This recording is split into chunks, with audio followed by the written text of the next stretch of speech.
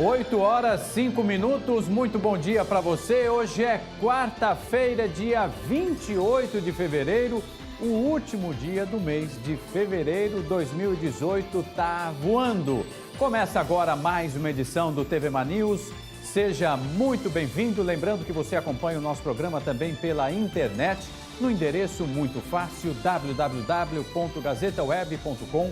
Também no nosso canal no YouTube, através da nossa página no Facebook e, é claro, utilizando o aplicativo da TV Ma. Baixe o nosso aplicativo, é de graça e assim você consegue acompanhar toda a nossa programação. E nos ajude a fazer o TV Ma News utilizando as nossas redes sociais, que já estão aí na telinha para você. 8h06. Vamos dar uma olhadinha como é que está o tempo lá fora na manhã desta quarta-feira. Olha aí, imagens para você, 8h06, imagens da Avenida Amélia Rosa e também da obra da Casal, que ainda está obstruindo um dos lados da Avenida Amélia Rosa, no sentido do shopping, do Maceió Shopping, a obra que ainda não tem data para ser concluída. Mas eu quero começar o programa de hoje chamando a sua atenção, porque tem coisas que só acontecem no Brasil. E a imagem do dia é esta. Mauro, que imagem é esta? Gente, a agência de notícias Reuters divulgou a imagem de uma cópia de um passaporte brasileiro que foi emitido, sabe para quem? Para o líder da Coreia do Norte. É isto mesmo. Segundo esse documento aqui, o Kim Jong-un, o ditador coreano que todo mundo conhece, é brasileiro e nasceu em São Paulo. É isso mesmo. O líder da Coreia do Norte, Kim Jong-un, é brasileiro e nasceu em São Paulo. Essa história veio à tona ontem e 5 fontes de segurança da Europa disseram à agência que Kim Jong-un e seu pai, Kim Jong-il, usaram passaportes brasileiros obtidos de maneira fraudulenta para pedir vistos para países do Ocidente na década de 1990. O que isso significa, gente? Que eles conseguiram o passaporte brasileiro e, a partir daí, fizeram um tour por diversos países do Ocidente. Detalhe importante, como a gente vê aqui na imagem, a Embaixada do Brasil em Praga emitiu este passaporte em 1996. Ou seja, o nosso querido Kim Jong-un passeou pelo Brasil e por outros países do Ocidente. E segundo o documento, vejam vocês, além de tudo, ele deu um giro no Feitosa, viu, Márcio? Deu um grande passeio pelo Brasil, por outros países do Ocidente, e o documento diz que ele teria nascido em 1983. E tem um detalhe, ninguém sabe ao certo quantos anos tem o ditador coreano, norte-coreano, ninguém sabe. Mas segundo o passaporte, ele teria nascido no dia 1º de fevereiro de 1983. Com esta imagem curiosa, que retrata muito a situação do Brasil, né? Foi emitido de forma fraudulenta, isso já está comprovado. Fica um detalhe, né? Agora o novo diretor da Polícia Federal, já que o Segovia voou, já tem uma missão, entender como é que o ditador norte-coreano conseguiu a emissão deste documento. Vamos fazer o seguinte, o Videlan acordou muito cedo, todo bonitão, já está aí com aquela elegância que lhe é peculiar. Chega agora, 8h10, ao vivo. Muito bom dia, Videlan. Bom dia também para o querido e lindo Chico Nogueira. É com você.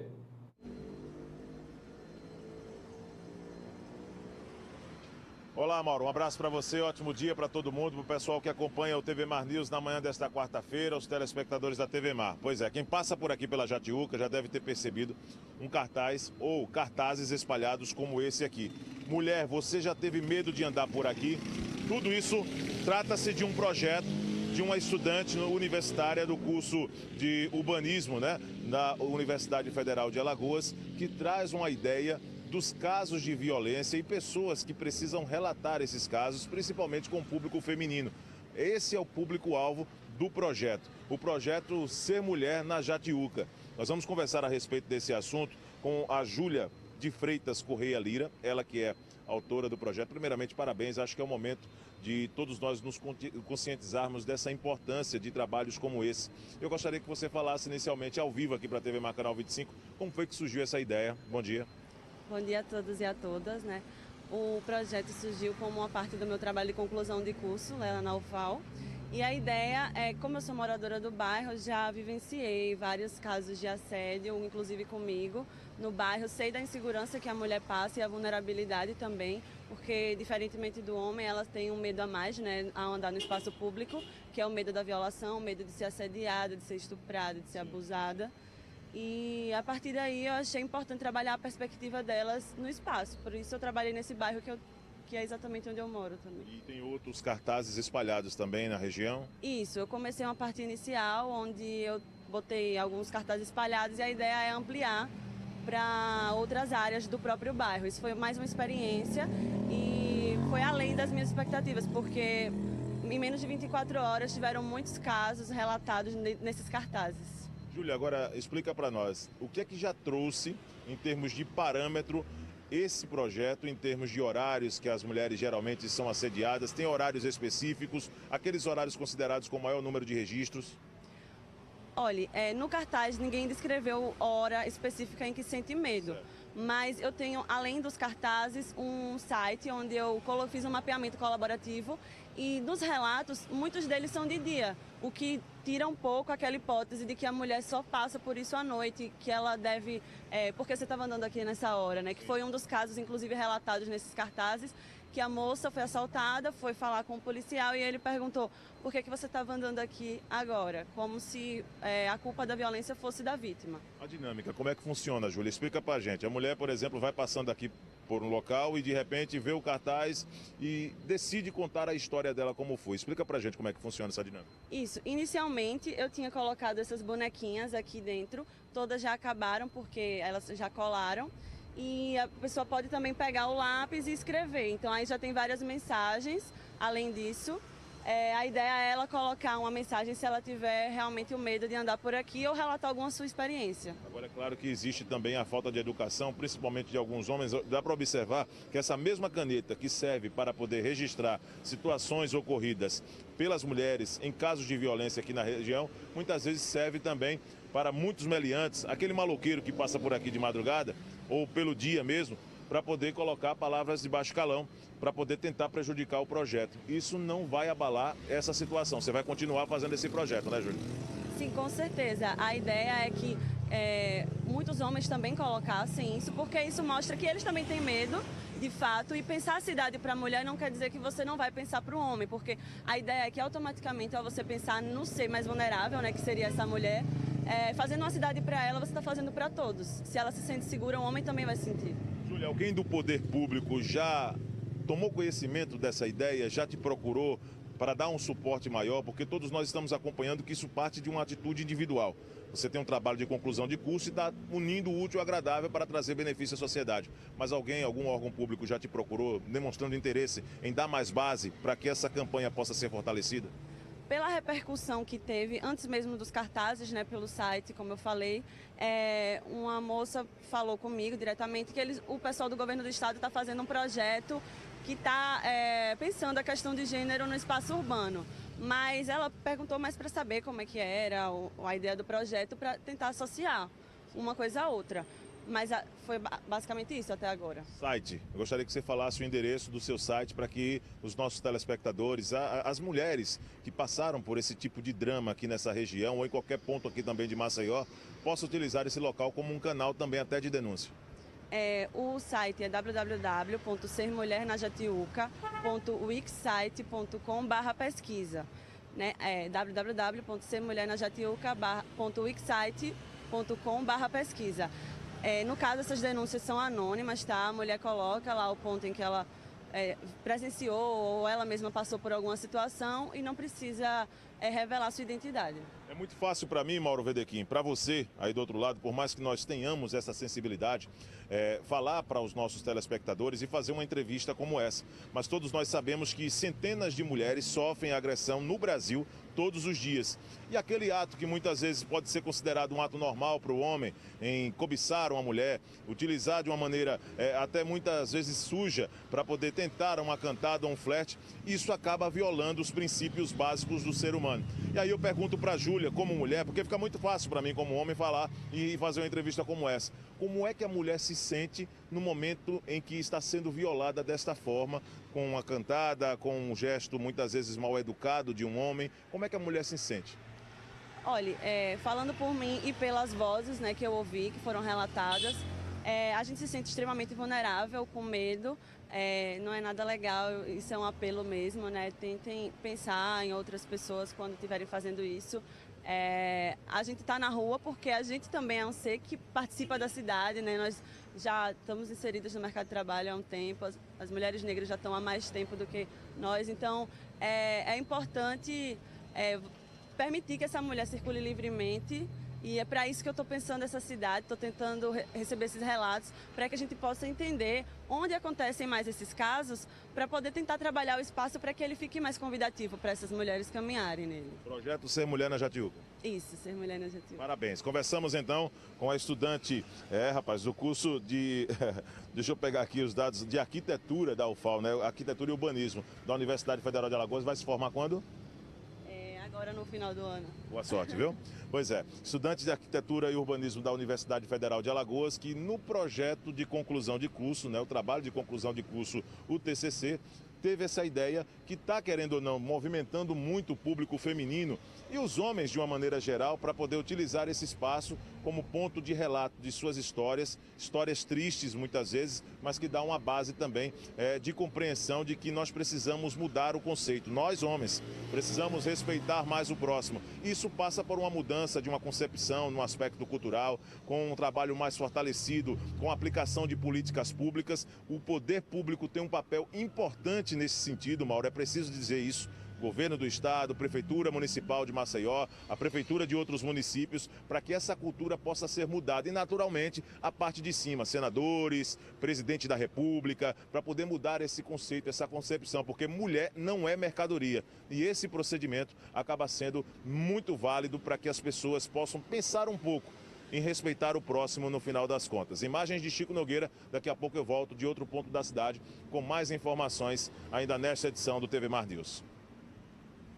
Tá certo, Videlan. Que bom essa iniciativa, uma iniciativa extremamente interessante. Agora, a gente quer ver uma parceria, a presença do poder público ajudando a Júlia aí nesta campanha, porque você criar uma campanha das mulheres que já foram vítimas da violência num bairro da nossa capital, e vejam vocês aí, pelo cartaz que a Júlia colocou, quantas mulheres já foram vítimas de violência, seja ela de que forma for. Então fica aí para o poder público este chamamento para que de fato haja a presença. E você, homem, pelo amor de Deus, é muito melhor você ser educado. Não existe outro caminho para você se aproximar de uma mulher, não existe. Mulher precisa de flor, de carinho e de amor. A gente vai para um rápido intervalo e na volta uma entrevista muito legal com o Dr. Rógenes Martins. Vamos conversar sobre a saúde do coração. Infelizmente, o ponto de partida da nossa conversa foi a morte de um candidato no concurso, no teste físico da PM, fato que aconteceu na segunda-feira. Eu volto em instantes.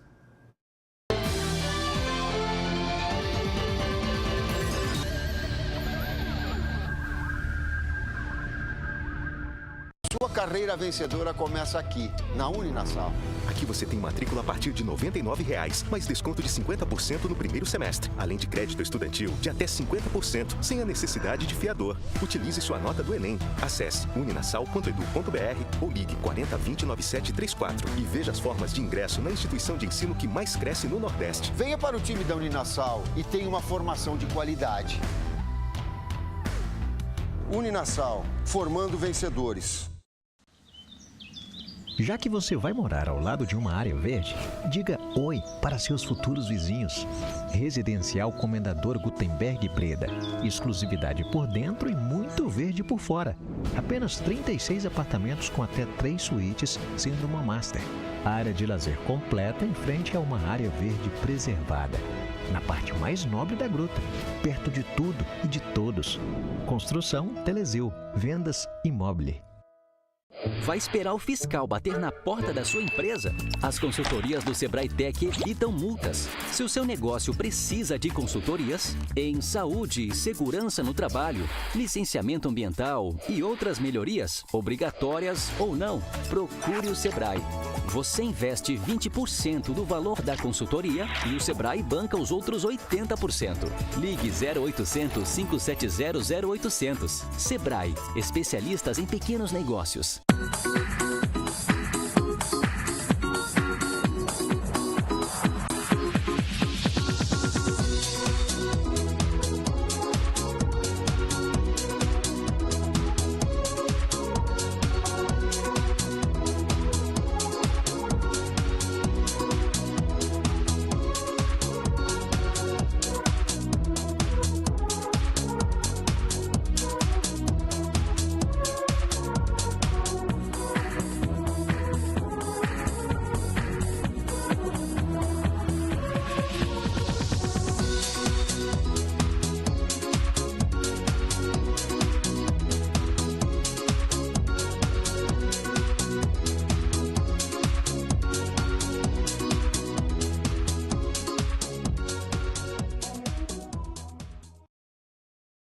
A vida app é brincar na chuva, mas também é ser atendido com agilidade.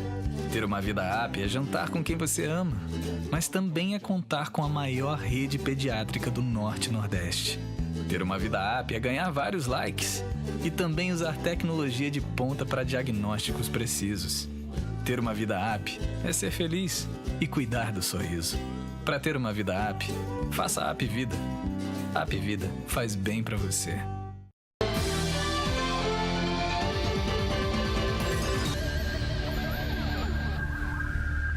Muito bem, 8 horas e 23 minutos, já estamos de volta com o TVMA News na manhã desta quarta-feira, dia 28 de fevereiro, último dia do mês. Gente, na segunda-feira, o jovem Diego Siqueira, de 28 anos, morreu após realizar o teste de aptidão física do concurso da PM. Segundo a família, o laudo aponta infarto como a causa da morte. A PM informou que o candidato apresentou todos os exames que comprovariam sua aptidão para fazer o teste físico. Diego passou mal após concluir a prova que exigia que o candidato corresse 2 quilômetros no tempo máximo de 12 minutos. Para falar um pouco mais sobre isso, eu recebo aqui com muito prazer o médico cardiologista, o Dr. Rógenes Martins. Doutor, muito bom dia, muito obrigado por ter atendido o nosso convite. Queria primeiro, acho que é importante a gente abrir essa conversa falando deste caso especificamente. Chama a atenção porque é raro, 28 anos, Bom dia mais uma vez. Bom dia, Mauro. Eu agradeço aí a oportunidade mais uma vez de estar aqui no programa e é raro sim. É raro morte súbita, tá certo? Para você ter uma ideia, dados estatísticos mundiais, é um caso a cada 100 mil, tá certo? Só que há uma grande comoção pública, Uma grande comoção porque chama a atenção. É um indivíduo jovem, aparentemente saudável, sem nenhuma cardiopatia estrutural e que veio a ter um evento fatal. Então, é uma coisa rara, tá? As estatísticas mundiais apontam 1 a cada 100 mil casos, mas tem uma grande comoção pública, É verdade. É importante a gente deixar bem registrado, doutor, que ele foi prontamente atendido. A PM informa que ele entregou os documentos. É importante a gente também fazer esse esclarecimento. Olha, Mauro, eu vou te ser sincero. No meu consultório, eu atendi vários clientes, tá certo? E até as exigências da PM foram de exames muito mais do que a literatura mundial pede, tá? Existe na literatura mundial os questionários que é da prática de atividade física, para liberação para atividade física, que constitui um quê? Que constitui uma consulta com cardiologista, tá certo? Uma consulta com o especialista e o eletrocardiograma. E a partir daí, você pediria novos exames complementares, tá certo? E a Polícia Militar, eu falo isso porque eu atendi no meu consultório vários clientes, tá certo? E foram solicitados exames, teste ergométrico, eco, laudo cardiológico, tá certo? Isso foi feito não só eu, como vários colegas, né? Foram pedidos exames, inclusive exames clínicos, né? Exames clínicos a mais até do que a literatura mundial recomenda, tá certo? Acho que não resta dúvida em relação a isso. Doutor, uma pergunta que me ocorre agora é o seguinte: será que aquela situação de estresse excessivo, ansiedade e o esforço podem ter provocado algum tipo de efeito tão nocivo? Porque, Olha, salvo engano, ele teve 3 paradas cardíacas. Olha, Mauro, para te ser sincero, existe a classificação de morte súbita em atletas, tá certo? Atletas e esportistas, tá? Eu até li alguma coisa, eu não sei do caso, eu não atendi, né? Seria leviano da minha parte falar do caso sem ter visto, né? Eu trabalhei no HGE até agosto do ano passado, mas não estou mais no HGE. Mas, assim, dados estatísticos, tá certo? Em pacientes com morte súbita abaixo de 35 anos, geralmente não é infarto, tá? Tem algumas patologias congênitas, tá certo? E algumas doenças genéticas que podem levar à morte súbita. O mais frequente seria uma doença chamada cardiomiopatia hipertrófica, tá? Agora, uma coisa também que chama a atenção é que eu vi a entrevista até dos parentes dele, diz que ele tinha hábitos saudáveis, né? O que leva a crer, eu não sei, não vi, né? Geralmente, quando o paciente chega de morte súbita lá no HGE, em que não há um diagnóstico fechado, ele é encaminhado por sistema de verificação de óbito e, a partir daí, o atestado sai a causa morte no sistema de verificação de óbito. Mas, geralmente, são patologias congênitas, tá certo? Ou genéticas, que o indivíduo já nasce com ela, tá? Doutor, nós estamos aí com uma série de concursos em andamento, né? Várias pessoas, inclusive alguns com teste físico também. O que o senhor pode passar como recomendação para essas pessoas? Porque muita gente até fica assustada, né, diante disso, né? Esses casos têm uma grande comoção pública e leva até a pessoa a uma prevenção, tá certo? Uma prevenção de morte súbita, não só em atletas, como os esportistas. Porque há indivíduos, por exemplo, que correm essas corridas, né, que são esportistas, e que eles fazem atividade de moderada a alta intensidade. E essas atividades, em indivíduos que não tiveram uma avaliação cardiológica, ela pode vir a ter um evento fatal, que seria uma morte súbita. Lembrar que em indivíduos acima de 35 anos, a causa mais frequente de morte súbita é o infarto do miocárdio. Esse indivíduo, esse rapaz que foi fazer o teste da PM, ele tem 28 anos, então não se caracterizaria por dados epidemiológicos, claro, né? Eu não sei se seria leviano falar da minha parte, porque eu não atendi o paciente, seria dados epidemiológicos não seria infarto. Existem algumas patologias que são identificadas pelo cardiologista, tá certo? Em exames complementares, como eu já falei, cardiomiopatia hipertrófica, alterações genéticas, como síndromes raras, que é a síndrome de Bugarda. Alguns pacientes, por exemplo, que têm ascendência italiana de uma região específica da Itália, de Vêneto, eles podem ter uma doença chamada displasia arritmogênica de ventrículo direito. Então, não são doenças relacionadas ao infarto, e sim doenças genéticas, tá certo? E algumas doenças até elétricas, tá? Que podem levar um indivíduo à morte súbita. Agora, volto a falar, pelo menos os pacientes, os meus clientes que eu atendi no consultório, a Polícia Militar, ela solicitou não só os exames, como o laudo fosse escrito por um cardiologista que tivesse o registro de cardiologista, né? Que é o chamado RQE, que o CRM existe, é o Registro de Qualificação de Especialidade, tá certo? Então, isso tem que ser melhor investigado para ver o que realmente aconteceu. Agora, lembrando, qualquer indivíduo, independente da idade, que for fazer atividade física de leve a moderada, nesse caso seria uma atividade física de alta intensidade, ele deve antes passar por uma avaliação cardiológica, tá certo? Então, a avaliação cardiológica é feita uma anamnese, uma investigação, e o que chama muito a atenção na investigação que a gente faz é o risco de morte súbita. Geralmente, essas doenças genéticas, ele tem alguns casos na família de morte súbita. Eu tive uma paciente que ela tinha, por exemplo, uma queixa de palpitação, tá certo? Ela tinha uma doença que poderia levar à morte súbita, né? A gente identificou no simples eletrocardiograma, é uma síndrome chamada de Wolff-Parkinson-White.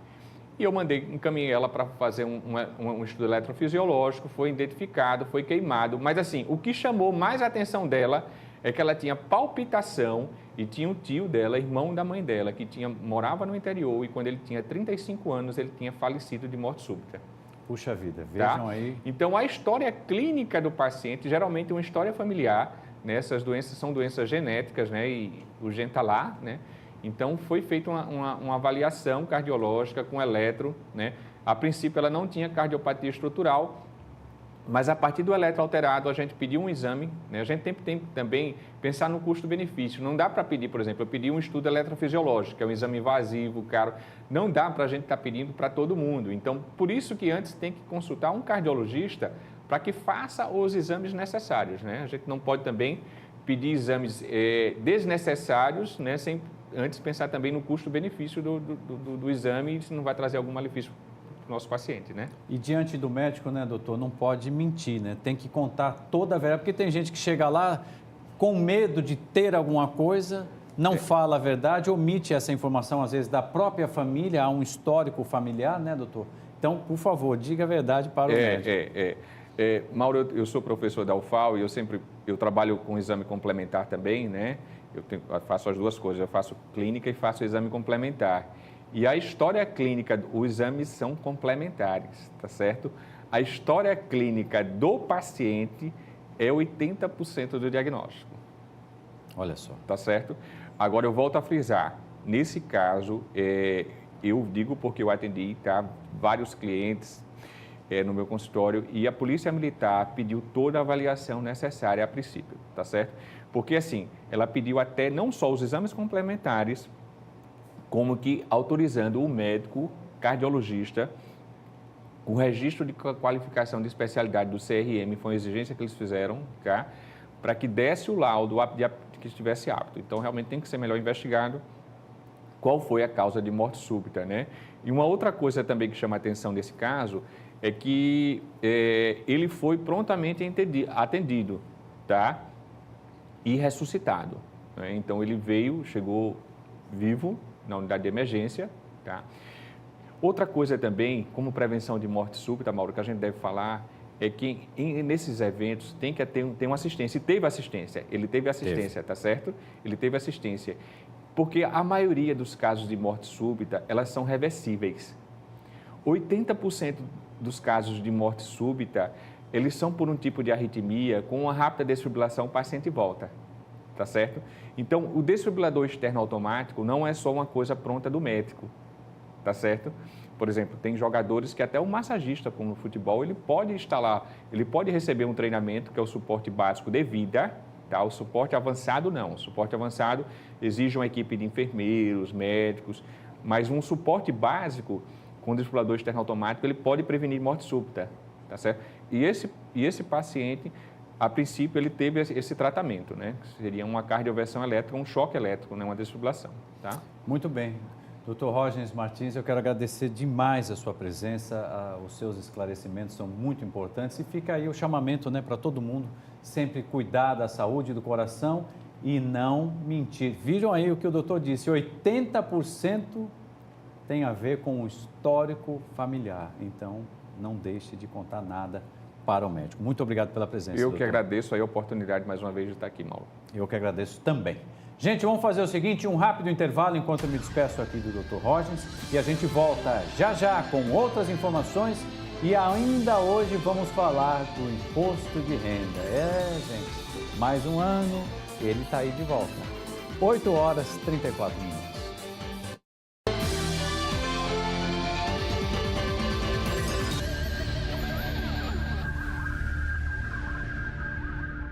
Sua carreira vencedora começa aqui, na Uninassal.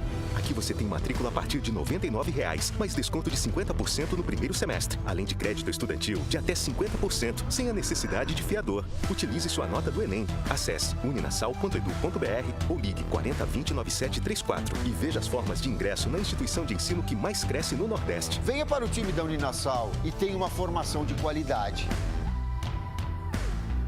Uninassal, formando vencedores. Já que você vai morar ao lado de uma área verde, diga oi para seus futuros vizinhos. Residencial Comendador Gutenberg Breda. Exclusividade por dentro e muito verde por fora.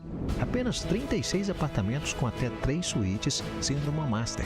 Área de lazer completa em frente a uma área verde preservada. Na parte mais nobre da gruta, perto de tudo e de todos.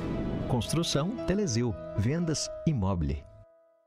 Vai esperar o fiscal bater na porta da sua empresa? As consultorias do Sebrae Tech evitam multas. Se o seu negócio precisa de consultorias em saúde e segurança no trabalho, licenciamento ambiental e outras melhorias, obrigatórias ou não, procure o Sebrae. Você investe 20% do valor da consultoria e o Sebrae banca os outros 80%. Ligue 0800 570 0800. Sebrae, especialistas em pequenos negócios.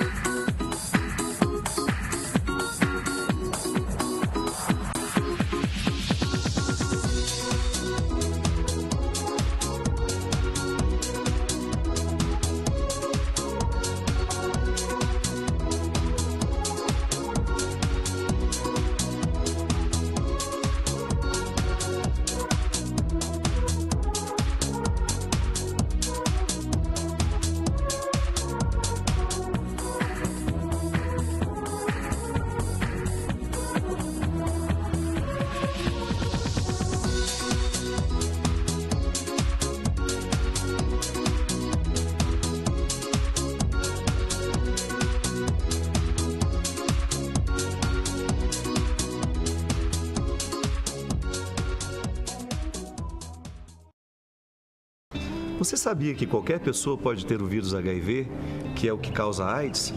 A única maneira que a gente tem de saber se temos ou não é fazendo o teste. O teste é rápido, seguro, sigiloso e ele está disponível no serviço de saúde. Cuide bem de você e de todos que você ama. Faça o teste de HIV/AIDS. Apoio Organização Arnon de Melo.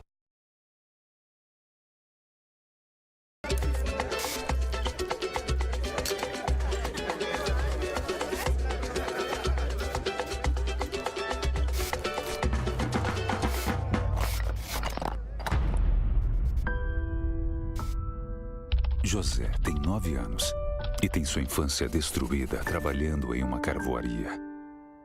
Isso precisa mudar. Trabalho infantil. Você não vê, mas existe. Uma vida app é brincar na chuva, mas também é ser atendido com agilidade. Ter uma vida app é jantar com quem você ama, mas também é contar com a maior rede pediátrica do Norte e Nordeste.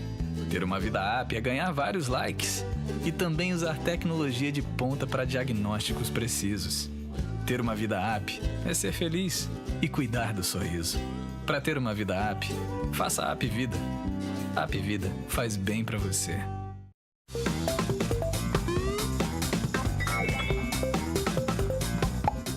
No planeta azul chamado Terra, mas bem que podia se chamar água, mais de 1 bilhão de pessoas não têm acesso à água potável, segundo a Organização das Nações Unidas. Apesar do consumo pessoal não ser o grande vilão do risco de escassez de água, a participação de todos é fundamental para tornar o uso desse valioso recurso mais adequado. Atenção às dicas. Evite desperdícios. Torneira aberta sem necessidade é bom evitar. Não use mangueira para lavar o seu carro. Nunca jogue produtos tóxicos, contaminantes ou óleo de cozinha no ralo, muito menos nos córregos, lagoas e rios. Quando fizer uma reforma na sua casa, que tal instalar um sistema de coleta de água da chuva? Essa água ainda poderá ser usada para molhar as plantas, na descarga do banheiro ou lavar o quintal. Um consumidor sustentável valoriza cada gota de água do nosso planeta. Seja um consumidor sustentável.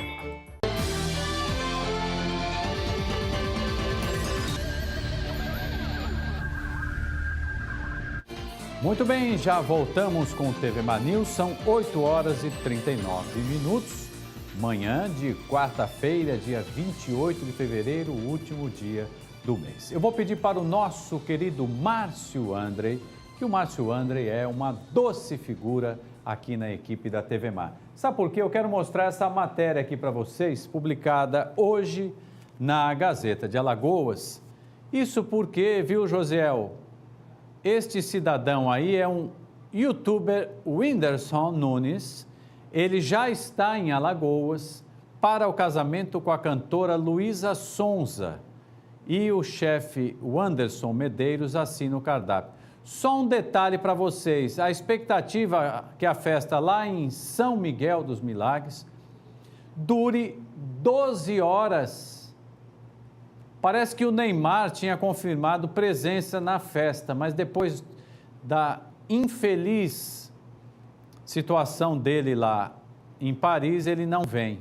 Mas, de qualquer forma, ficam aí os nossos votos de saúde, felicidades, muita alegria e amor para o casal estampando aí Love. O Márcio Andrei também pode casar em Milagres, só que numa festa que vai durar 12 minutos. 12 minutos o casamento de Márcio Andrei. Portanto, os detalhes na Gazeta de Alagoas. Já que estamos falando da Gazeta de Alagoas, vamos aproveitar e mostrar também, deixa eu me ajeitar aqui, com licença, para mostrar as manchetes da Gazeta de Alagoas desta quarta-feira. Protesto / audiência sobre venda da Eletrobras. Isso aqui ainda vai dar muito pano para manga, a gente já vem falando isso aqui na programação da TV Mar, um projeto aí de privatização da Eletrobras. E essa manchete aqui, Detran fará vista grossa no trânsito devido à greve, foi uma declaração do presidente do Detran ao repórter Viderlan Araújo em entrevista ao vivo ontem aqui dentro do TV Mar News. O que disse o Cacá Gouveia? Como é que um cidadão de bem vai pagar por algo se o Detran não está funcionando? E a greve, desta vez, parece que vai demorar muito tempo, infelizmente. O novo ministro aí embaixo, Raul Jungmann, demitiu o Segovia no comando da Polícia Federal. Não foi bem isso, né? Acho que essa manchete aí precisa ser melhor esclarecida. Mas tudo bem, lesão de Neymar.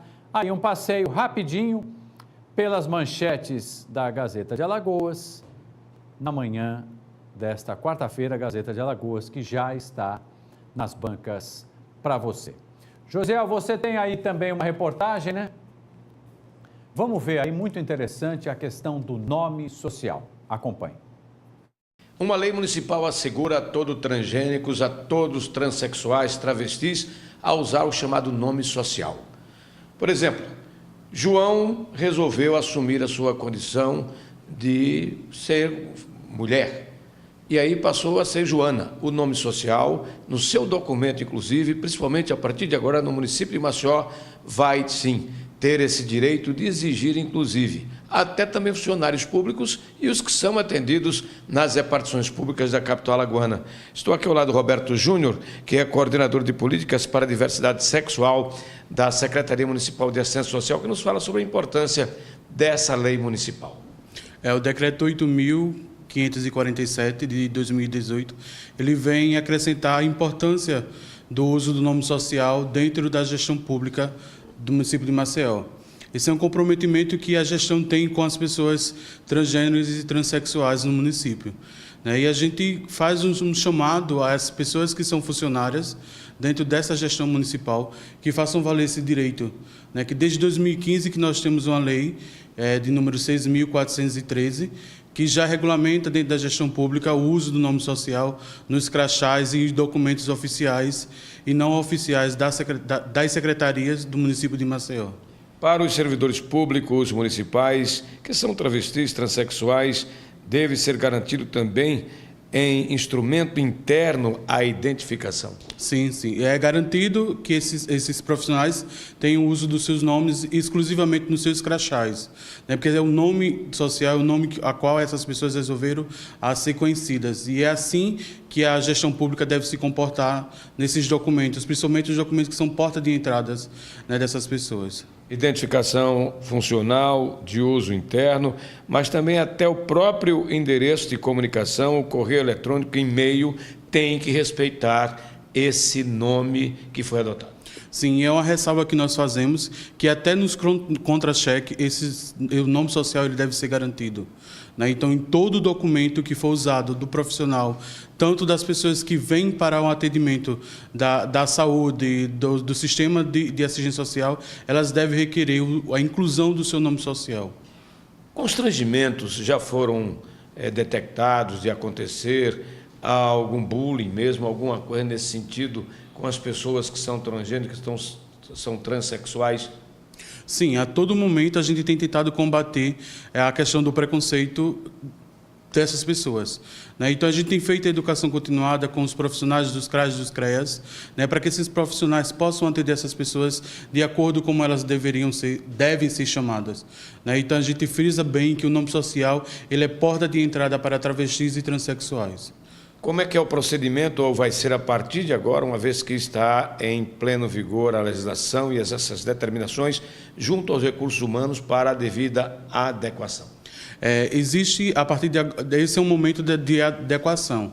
Né? A gente vai fazer uma chamada às secretarias municipais junto aos seus RHs que façam uma adaptação nos seus documentos, né? Sempre vindo acima do nome biológico, nome social, e deixando bem claro que as pessoas que estão recebendo esses documentos, elas devem ficar atentas à questão do nome social, né? Não só para funcionários, mas como usuários, tanto da assistência social como da saúde, eles devem requerer o nome social, né? A exemplo da Prefeitura Municipal de Maceió, da própria SEMI, a Secretaria Municipal de Assistência Social, a Ordem dos Advogados do Brasil, desde o ano passado, 2017, que vem discutindo e adotou determinantemente para que todo advogado ou advogada transexual, transgênica, tenha, sim, o direito ao seu uso chamado nome social. É importante que você esteja atento a isso, para que não haja nem constrangimento, nem tampouco você depois responder por um processo de discriminação sexual. Com as imagens do Flávio Santos, aqui da SEMAS, Fernando Palmeira para a TV Mar da Organização Arnon de Melo, no canal 25 da NET. Tá aí, muito obrigado ao nosso querido Fernando Palmeira. Vamos fazer o seguinte, gente, vamos dar uma olhadinha nas manchetes da Gazeta Web. Nesta quarta-feira, operação em Batalha, Arapiraca e Craíbas mobiliza a polícia em busca de criminosos. Militares e civis foram acionados para cumprir mandados expedidos pela Justiça. Agora a notícia em Atalaia, bando armado toma veículo de militar durante assalto e ateia fogo. Seguindo aqui com as manchetes do portal Gazeta Web, o maior e melhor portal de notícias de Alagoas. Cumprimento de mandado, homem troca tiros com o BOPE, é baleado e morre no HGE.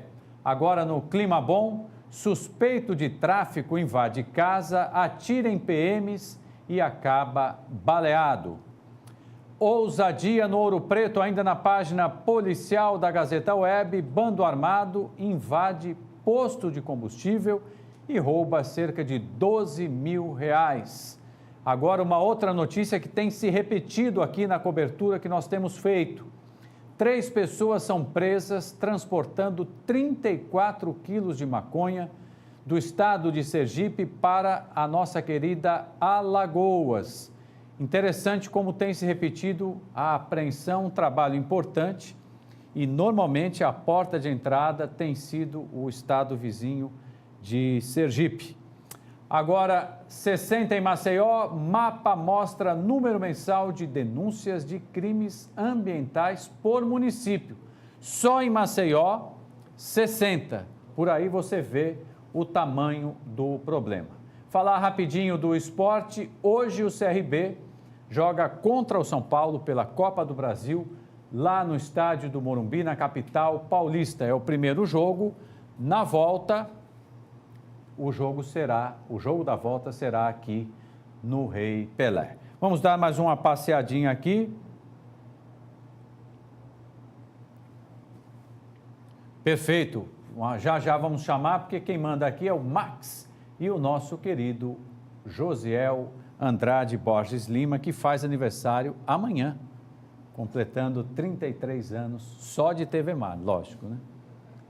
Vamos lá, Asa lança camisa em homenagem à Copa do Mundo 2018. Bonita a camisa, bela ideia do Asa, né?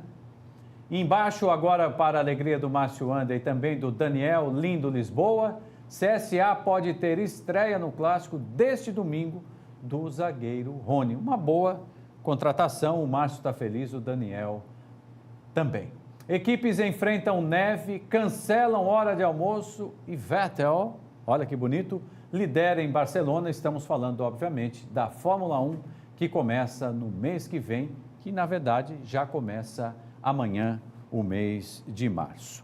Para falar também aqui ainda do esporte, a história do Neymar está meio confusa. Uns dizem que ele vai operar, outros dizem que não, mas não há confirmação. Inclusive o pai do Neymar, que fala mais do que a boca, como dizem lá em São Paulo, diz que não vai operar, mas que a decisão ainda vai ser tomada numa junta médica lá envolvendo o médico da seleção brasileira, envolvendo médicos do PSG. É claro que, tendo a confirmação, nós vamos trazer para você. Diga aí, José, que matéria que você quer?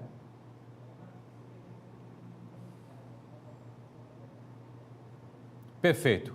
Então, o Max sugere que a gente faça a casadinha aqui com uma matéria que está aqui na Gazeta Web, envolvendo lixo nos hospitais. Então, vamos fazer o seguinte, vamos ver essa reportagem. Não tem?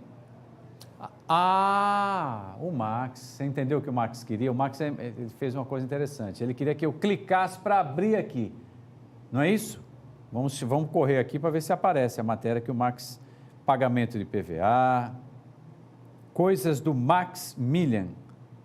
Porque o Max é o seguinte, o Max é formado em 4 universidades, zootecnia, engenharia ambiental, odontologia, e ele também fez o curso de gastronomia numa universidade lá em São Paulo. Vamos fazer o seguinte, vamos para um rápido intervalo, eu vou clicar aqui na matéria que o Max pediu e a gente volta com essa notícia, ok? Até já.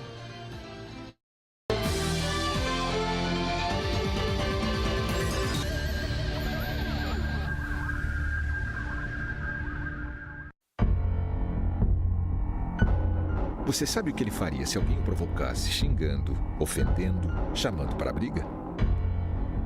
Nada. Minha vida vale mais do que qualquer briga ou discussão. No Brasil, centenas de pessoas são mortas por motivos fúteis. Conte até 10. A raiva passa, a vida fica. Paz. Essa é a atitude. Uma campanha do Conselho Nacional do Ministério Público e ENASP. Sua carreira vencedora começa aqui, na Uninasal.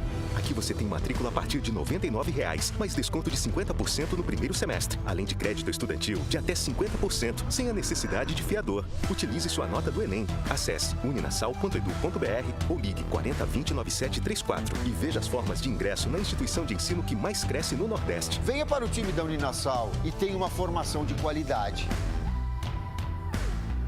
Uninasal, formando vencedores.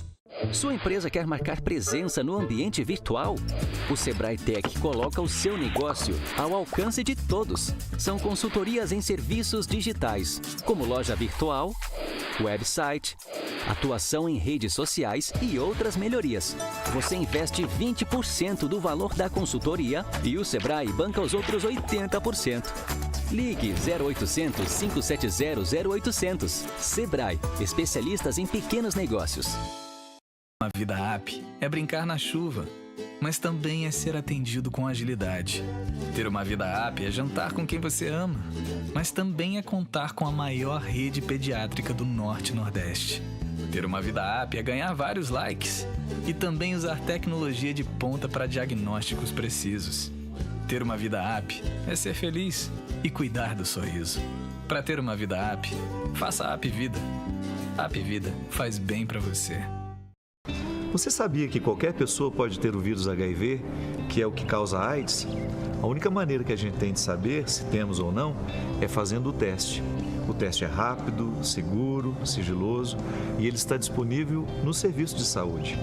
Cuide bem de você e de todos que você ama. Faça o teste de HIV/AIDS. Apoio Organização Arnon de Melo. Toda essa beleza agora é vista e lembrada por muito mais gente. O governo incentivou a chegada de novos voos e fez Alagoas bater recorde de turismo no Nordeste. E quando o turismo cresce, a gente cresce junto. Novos hotéis e pousadas já estão aí e outros 16 estão em construção. O turismo que gera emprego e renda avança por novos caminhos, levando mais desenvolvimento para o estado inteiro, fazendo uma Alagoas mais feliz para quem vem e volta e para quem vive aqui. Governo de Alagoas.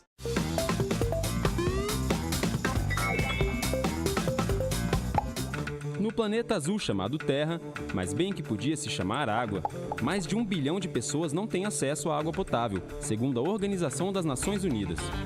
Apesar do consumo pessoal não ser o grande vilão do risco de escassez de água, a participação de todos é fundamental para tornar o uso desse valioso recurso mais adequado. Atenção às dicas. Evite desperdícios. Torneira aberta sem necessidade é bom evitar. Não use mangueira para lavar o seu carro. Nunca jogue produtos tóxicos, contaminantes ou óleo de cozinha no ralo, muito menos nos córregos, lagoas e rios. Quando fizer uma reforma na sua casa, que tal instalar um sistema de coleta de água da chuva? Essa água ainda poderá ser usada para molhar as plantas, na descarga do banheiro ou lavar o quintal. Um consumidor sustentável valoriza cada gota de água do nosso planeta. Seja um consumidor sustentável. Vai esperar o fiscal bater na porta da sua empresa? As consultorias do Sebrae Tech evitam multas. Se o seu negócio precisa de consultorias em saúde, segurança no trabalho, licenciamento ambiental e outras melhorias, obrigatórias ou não, procure o Sebrae. Você investe 20% do valor da consultoria e o Sebrae banca os outros 80%. Ligue 0800 570 0800. Sebrae, especialistas em pequenos negócios. Já que você vai morar ao lado de uma área verde, diga oi para seus futuros vizinhos. Residencial Comendador Gutenberg Breda. Exclusividade por dentro e muito verde por fora. Apenas 36 apartamentos com até 3 suítes, sendo uma master. Área de lazer completa em frente a uma área verde preservada. Na parte mais nobre da gruta, perto de tudo e de todos. Construção Telezil. Vendas Imóvel.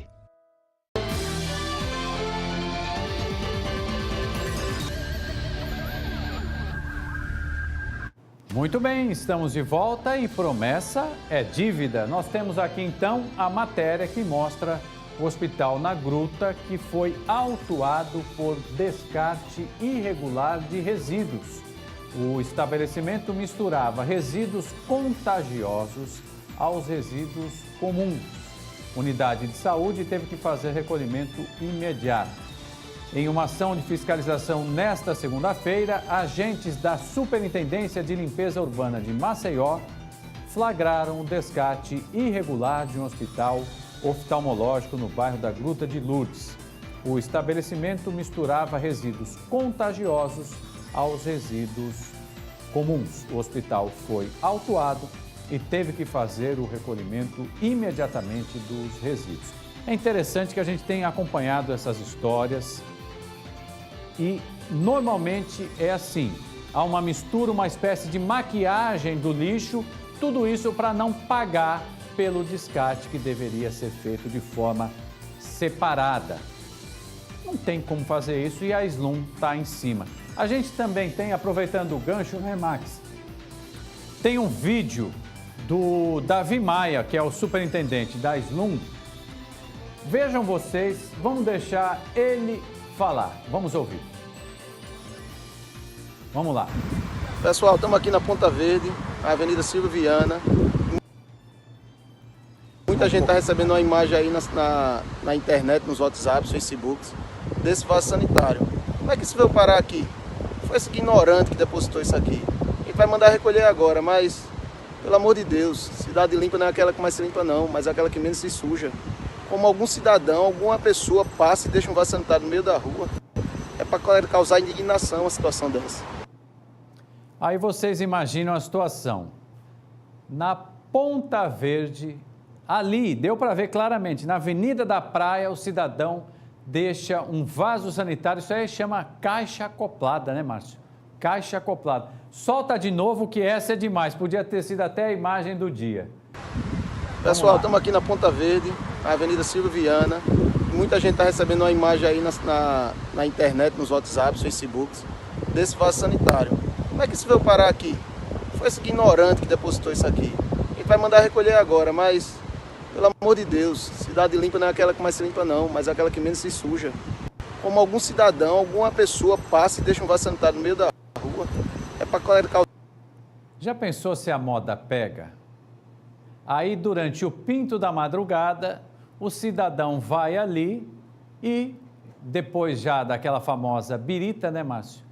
E utiliza o vaso sanitário em praça pública.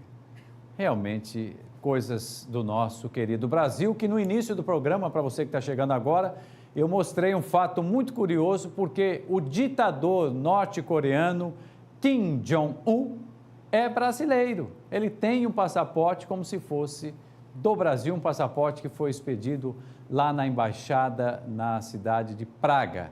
Então, realmente, no Brasil vale tudo, inclusive ter na Ponta Verde o vaso sanitário. E está aqui o Kim Jong-un, que segundo o passaporte, nasceu no dia 1º de fevereiro de 83, está aqui para você, ó, 1º de fevereiro de 83, e teria o nome de Joseph Puag, coreano. Joseph Puag. Mentira, esse é o Kim Jong-un, que tirou o passaporte junto com o pai para passear pelos países do Ocidente. O Daniel Kim Jong-un e Jeff Puag. Ele gostou, Daniel gostou.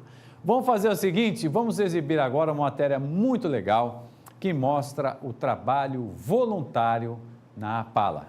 Acompanhe.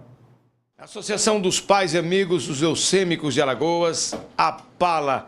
Todas as quintas-feiras tem uma atividade importante, produzir artesanato, dessa beleza de trabalho, de inspiração desse grupo de mulheres que vem aqui voluntariamente fazer um trabalho belíssimo, um trabalho que se reveste o social e que faz a APALA ter um atrativo a mais, principalmente para as pessoas que visitam e participam indiretamente ou diretamente desse trabalho.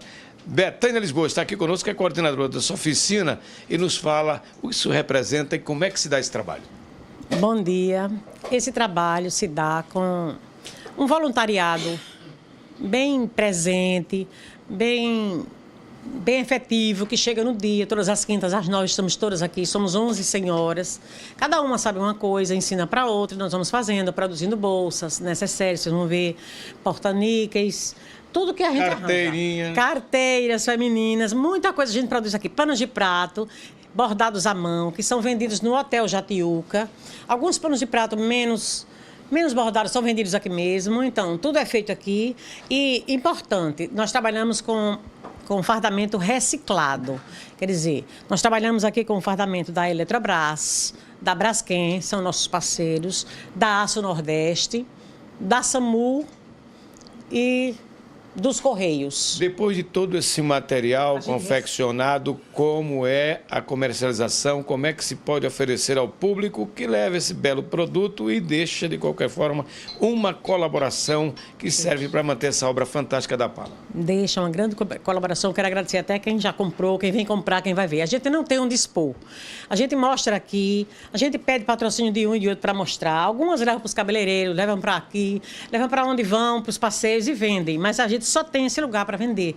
Não temos assim um lugar que a gente pudesse expor. Até gostaríamos de pedir, fazer um apelo, de quem tiver um canto que a gente possa botar, colocar, expor, a gente gostaria. Shopping centers da cidade, empresas também que podem receber a equipe para expor e comercializar. As empresas parceiras poderiam oferecer aos funcionários. E tudo isso a gente gostaria que fosse feito. Os preços são bem convidativos, porque além da beleza desses produtos, é o produto que vem manufaturado aí do artesanato dessas talentosas mulheres voluntárias. Os preços variam de quanto para quanto? Então, você pode comprar pelo cartão, em 2 vezes, à vista, 30 dias para pagar, é R$25. Os tecidos são... Esse aqui é o reciclado, mas esse aqui é importado. É belíssimo, belíssimo tá esse produto. Arrumado. Todo esse material de acabamento é importado. E a bolsinha é forrada. Muito boa, a nossa bolsa, muito bem feita. Bem acabada, né? O acabamento. Acabada, é. E ela custa R$25. Esse dinheiro que nós arranjamos é para comprar os brinquedos das festas das crianças, porque a APALA tem muita coisa, muita despesa, mas o brinquedo não existe. Então a gente arranja o brinquedo do Dia das Crianças, do Natal e festa das mães e dos pais. É com o dinheiro dessas bolsas que é feito isso.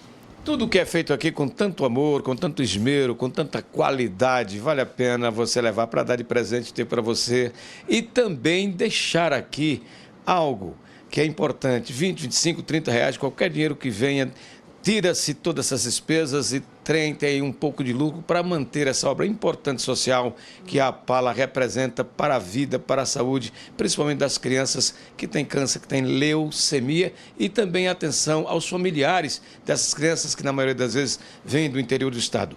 É uma obra da qual você deve participar, vir conhecer e você que é empresário do setor turístico ou de qualquer outra área, da área comercial, venha também ajudar a colocar essa demanda, essa produção, para que essa rotatividade venha e venha mais recursos para esse belíssimo trabalho da Pala. Com as imagens de Flávio Santos, Fernando Palmeira aqui da Pala, para você pela nossa TV Mar da organização Arnon de Mello no canal 25 da NET.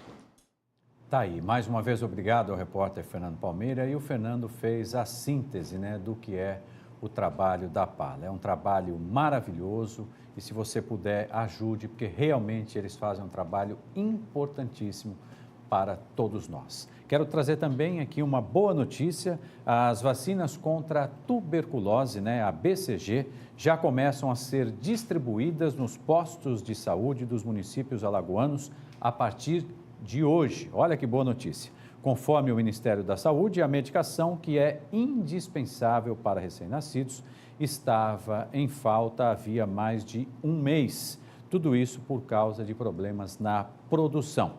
O estado recebe 18 mil doses da vacina, quantidade aí que vai atender pelo menos por 2 meses. Ótima notícia, agradecer também a Polane Santos, que está fazendo aí uma produção muito legal dentro aqui do TV Mar News.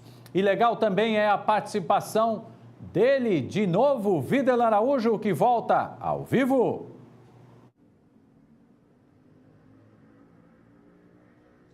Pois é, Mauro, desta vez nós estamos aqui na Defensoria Pública do Estado para trazer informações a respeito de uma reunião que tratou a respeito do fornecimento dos medicamentos necessários para o tratamento do glaucoma pelo Serviço Único de Saúde, o SUS. Nós vamos conversar a respeito do desdobramento desta reunião e quais os passos que a Defensoria Pública tem buscado ao longo dos anos para manter a regularidade dos serviços. E é preciso, Mauro, antes de passar para o nosso convidado, que é o doutor Daniel Alcoforado, que é defensor público, é preciso falar que o Ministério da Saúde, ele cortou, e eu fiquei surpreso com os valores envolvidos nesses recursos que são necessários para o tratamento de glaucoma aqui em Alagoas. Olha, de 24 milhões e meio de reais, esses recursos foram reduzidos para 4 milhões de reais. E isso prejudica aproximadamente o tratamento de 45 mil pessoas aqui no estado.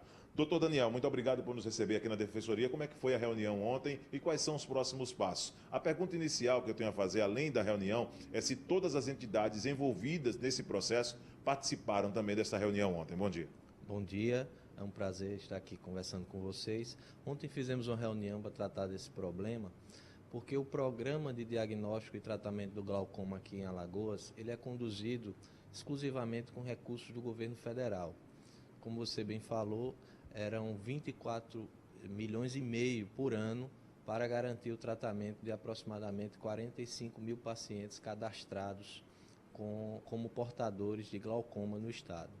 O Ministério da Saúde, no final do ano passado, começo de janeiro, publicou portaria reduzindo drasticamente esses recursos, né, uma redução de 82,12% desses recursos, o que compromete, evidentemente, o tratamento de milhares de pacientes aqui no estado. No primeiro momento, nós convidamos todos os atores responsáveis, gestores, secretarias municipais de saúde, Secretaria de Saúde de Alagoas, do estado de Alagoas, e o COSEMES, que é o Conselho de Secretarias Municipais de Saúde do estado, para buscar informações mais detalhadas sobre esse problema e tentar encontrar uma solução. E verificamos que 6 municípios executam essa política aqui no estado, além de Maceió, Arapiraca, União dos Palmares, Palmeiras dos Índios, Santana do Ipanema e Penedo, né? E que os 6 municípios relataram que terão muitos problemas, né? E de fato o atendimento, a assistência a esses pacientes ficará comprometida. É importante se dizer que a redução dos recursos foi justificada pelo Ministério da Saúde por uma incidência acima da média nacional do glaucoma aqui em Alagoas. né? Então, os dados de prevalência da doença aqui no estado, eles são muito superiores do que no restante do país. O que, aliado a indícios de irregularidade na execução do programa pelas clínicas oftalmológicas que estão credenciadas para prestar esse serviço, né? Denúncias e auditorias do Departamento Nacional de Saúde, do Ministério da Saúde, né, concluíram que há, de fato, diversas irregularidades na execução desse programa aqui no estado, o que fez com que o Ministério da Saúde fizesse esse corte drástico dos recursos. Agora nós estamos numa situação em que aproximadamente 45 mil pacientes, pelo menos é isso que se tem, o número que se tem de pacientes diagnosticados com a doença, né? Não se sabe, com redução de 80 e poucos por cento desses recursos, como se dará o tratamento desses pacientes. É importante se dizer que o município de Maceió, a Secretaria Municipal de Saúde, assumiu o compromisso com relação aos seus munícipes e manterá com recursos próprios, né, o tratamento de 14 mil pacientes que são portadores da doença e que residem no município de Maceió. No entanto, com relação aos demais, né, mais de 30 mil pacientes no estado, não há ainda uma solução. A Defensoria ingressará com medidas judiciais no sentido de responsabilizar a Secretaria Estadual de Saúde, né, para que pactue, seja também responsável pela garantia desse programa. Até porque a Secretaria, o Estado de Alagoas é um dos entes federativos incumbidos de garantir assistência à saúde à população, segundo previsão da Constituição Federal. E ontem, na reunião, representantes da Secretaria Estadual de Saúde, né, apresentaram informação de que não tem condições, se negam a contribuir, a compartilhar da solução financeira para o problema. As secretarias já iniciaram um recadastramento de todos os pacientes e também será levada a efeito uma reavaliação médica, no sentido de confirmar diagnóstico de todos esses pacientes no estado, porque é preciso se saber se de fato, em razão dessa informação de que a incidência aqui no estado é muito maior do que no restante do país, se de fato nós temos 45 mil pacientes portadores de glaucoma no estado, ou isso é fruto de fraudes, de falsos diagnósticos, de pacientes fantasmas fabricados por aqueles que prestavam esse serviço, já que há indícios nos relatórios do Ministério da Saúde dessas irregularidades. Agora, é claro que esse universo acaba ficando prejudicado por ações como essa. E a Defensoria tem lutado bastante. Desde 2012, essa luta que a Defensoria daqui de Alagoas tem buscado para poder manter a regularidade nesses medicamentos que são necessários para o tratamento do glaucoma, doutor. Sim, a Defensoria Pública, já em 2012, ajuizou a ação civil pública no sentido de garantir o programa de tratamento do glaucoma, que na época havia sido suspenso, também em razão de suspensão de repasses do Ministério da Saúde, acontecido em razão do início das primeiras informações dessas fraudes praticadas por clínicas credenciadas na execução dos serviços. Naquele momento, houve decisão judicial garantindo que o programa fosse mantido com recursos estaduais do Estado e do município de Maceió, e é isso que nós estamos a buscar nesse momento, pensando exclusivamente na saúde desses pacientes que precisam manter o tratamento, receber os colírios, fazer o acompanhamento médico de sua doença, sob o risco de cegueira, né? O glaucoma, se não tratado, chega a causar cegueira nos pacientes. Doutor Daniel, a respeito da negativa do Estado e dessa ação que a Defensoria Pública vai agora mover, quais são as próximas etapas e o que o Estado pode sofrer em termos de sanções jurídicas, caso isso não tenha uma reviravolta? O que a Defensoria vai pedir é que se restaurem os efeitos. Os efeitos já estão irradiando, mas que se retomem os efeitos da decisão que já foi proferida em 2012, no sentido de que o programa, quando comprometido, quando a sua manutenção restar comprometida em razão de interrupção total ou parcial de recursos do Ministério da Saúde, a incumbência, a obrigação de manter esse programa é do Estado e dos municípios que executam a política. Então é isso que a Defensoria vai buscar, evidentemente que o não cumprimento de uma decisão judicial gera efeitos jurídicos, né, medidas coercitivas contra os entes públicos e contra os gestores responsáveis né, desde multa, né, bloqueio de recursos públicos, né, e aí são medidas coercitivas tendentes a garantir a efetividade do provimento do judiciário. Ficou acertado alguma outra reunião, alguma próxima reunião? Ficou agendado isso? Não ficou agendada. As providências que eles estão tomando é do recadastramento, né? Essa é uma posição tomada pela Secretaria Estadual em conjunto com o Conselho COSEMES, o Conselho de Secretarias Municipais, de recadastrar os pacientes e de encontrar uma maneira de reavaliar, né, para a confirmação do diagnóstico. Mas com relação ao tratamento, o Estado deixou a posição dele de que não vai compartilhar da solução do patrocínio financeiro da manutenção do programa e essa situação será posta ao Poder Judiciário, que é a última tábua de salvação do cidadão quando necessita de prestações, né, do poder público garantidas na Constituição e que são negadas sem justificativas pelos gestores. Essa parte do popularmente chamado rateio já ficou definida, doutor? Seria hoje valores fixos estipulados para cada entidade, por exemplo, para o governo do estado, para as prefeituras, para os responsáveis dos municípios que já oferecem esse serviço? A proposta que, numa primeira reunião acontecida no dia 19 de fevereiro, e uma proposta que foi inclusive lançada pelo secretário adjunto da Saúde do Estado, o doutor Paulo Teixeira, se não me recordo o sobrenome, foi exatamente ele que lançou a proposta de que a manutenção do tratamento desses pacientes deveria ficar a cargo de 50% de recursos estaduais e 50% de recursos de cada município, né, dos portadores do glaucoma. Estranhamente, 10 dias depois, o mesmo gestor senta numa mesa e diz que a proposta lançada por ele não podia ser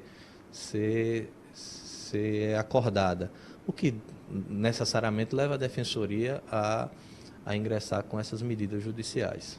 Muito obrigado, então, ao doutor Daniel Alcoforado, ele que é representante da Defensoria Pública de Alagoas nesse processo que envolve o tratamento, né, do programa de combate ao glaucoma aqui em Alagoas. Ainda continua essa dúvida a respeito desses recursos, Mauro, que são necessários para o tratamento do glaucoma. Como o doutor Daniel já colocou aqui na entrevista para nós, 45 mil pessoas aproximadamente em Alagoas dependem desse programa e aqui em Maceió, necessariamente, 14 mil.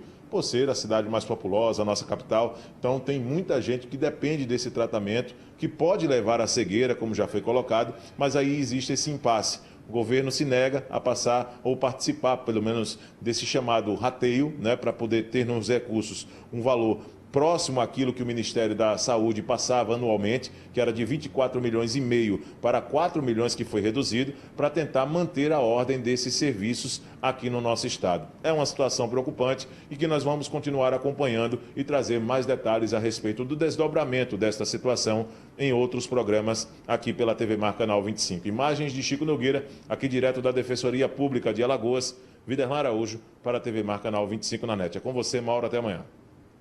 Até amanhã, Viderlan. Leve aí um grande abraço ao doutor Daniel, que tem feito um trabalho de vigilância nessa situação, que, como você muito bem coloca, é extremamente importante. Essa vigilância porque, ao que tudo indica, o governo deu aquela famosa patinada. Mas é importante a gente dizer que a Secretaria Municipal de Saúde informa que vai realizar neste fim de semana, ou seja, nos dias 3 e 4, o mutirão para recadastrar os pacientes que fazem o tratamento de glaucoma. Atenção, os pacientes devem procurar a unidade mais próxima de sua residência. Estarão abertas 8 unidades de saúde, uma por distrito sanitário, exclusivamente para o recadastramento dos 14 mil pacientes aqui da nossa capital. E vejam bem, ouçam bem aí, os pacientes devem levar CPF, RG, cartão do SUS e, é claro, o comprovante de residência. Temos aí um site, né, Josiel, com todos os endereços disponíveis. O nosso querido Max Miller já está colocando aí na telinha para você, www.maceió.al.gov.br. E para encerrar o programa de hoje, vamos terminar com cultura, trazendo detalhes de uma exposição, o nosso querido artista Fernando Palmeira. Acompanhe. História e arquitetura, contando tudo o que se passou ao longo de séculos para que tenhamos a história viva. Numa feira que aconteceu aqui no IFAM, no bairro de Jaraguá, mas que conta a história da origem de uma das riquezas do Nordeste e das Alagoas, dos nossos engenhos banguês. Vamos saber mais um pouco sobre essa bela exposição aqui no Instituto do Patrimônio Histórico e Artístico, o IFAM, no bairro de Jaraguá. E aqui a Angélica, a idealizadora, é professora de arquitetura. Que beleza de exposição, uma síntese de uma coisa tão bela que é a história do açúcar, desde o engenho Banguê, até passando por Maurício de Nassau. Exatamente, Fernando. Essa exposição foi montada pelo Grupo de Pesquisa e Estudos da Paisagem, que pertence à Faculdade de Arquitetura e Urbanismo da Universidade Federal de Alagoas. E é fruto de um grande levantamento que realizamos há 2 anos atrás. 3 grupos de pesquisa fizeram esse trabalho, indo a todos os municípios de Alagoas e identificando manifestações do patrimônio imaterial.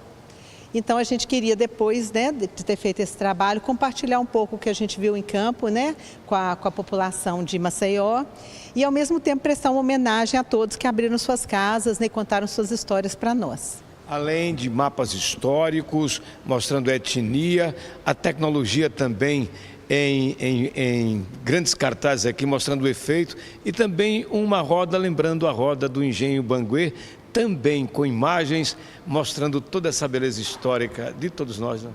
Então, as pesquisas foram levando a gente a concluir que tudo girava em torno do engenho, né? Quer dizer, a nossa história, a história alagoana, é uma história calcada nos engenhos. Então, e Banguê, muita gente já esqueceu que vem, né, do carregar, está ligado a toda a força, né, que os escravos tinham que fazer para que toda aquela estrutura funcionasse, né? Então, a gente pensou de contar isso numa larga duração histórica, trazendo desde os mapas, que foram doações da Rainha Cristina no século XVII para o Vaticano e que a UFPE conseguiu reproduzir em escala original, né? Nós trouxemos para cá e abraçamos esses mapas com as nossas fotografias que tiramos em campo e também no sábado com os foguedos, porque aqui o Mané do Rosário e vários outros se apresentaram, né? Contando de uma forma viva, né? O que foi essa história e o que é, né?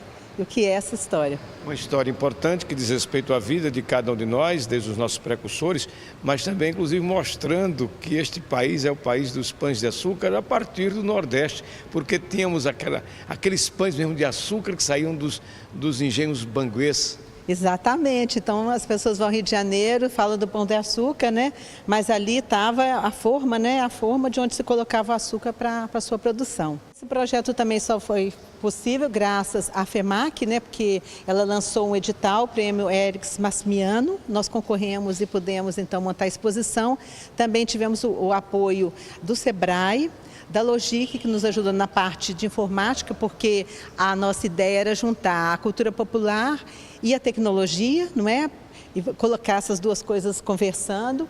E também tivemos apoio de várias prefeituras, não é? Foi um trabalho aqui do próprio IFAM, a gente teve vários apoios que a gente agradece muito. Também os nossos equipamentos, né, que vieram da festa de São Miguel dos Milagres, né, foram cedidos também, a gente agradece muito. A exposição vai prosseguir aqui no Instituto do Patrimônio Histórico e Artístico Nacional IFAM, que fica aqui na Saia Albuquerque, Jaraguá.